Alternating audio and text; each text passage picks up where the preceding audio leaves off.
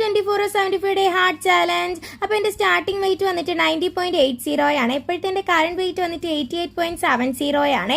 അപ്പോൾ ഞാൻ രാവിലെ ഡീറ്റോസ്റ്റിക് ആയിട്ട് ഇന്നും കുടിച്ചിട്ടുണ്ടായിരുന്ന ജീരക വെള്ളമാണ്. അപ്പോൾ നമ്മൾ കഴിഞ്ഞ വീഡിയോയിൽ പറഞ്ഞിട്ടുണ്ടായിരുന്നു വെയിറ്റ് എന്താണെന്ന് അറിയില്ല, കുറയുന്നില്ല. അപ്പം എന്തെങ്കിലും സജഷൻസ് ഉണ്ടെങ്കിൽ നിങ്ങൾ എന്തെങ്കിലും കമൻറ്റ് ഇട്ട് പറയണേ എന്നുള്ളത് പറഞ്ഞിട്ടുണ്ടായിരുന്നേ. അപ്പോൾ ഒരാൾ ഇതായിരുന്നു കേട്ടോ ആ കമൻറ്റ്.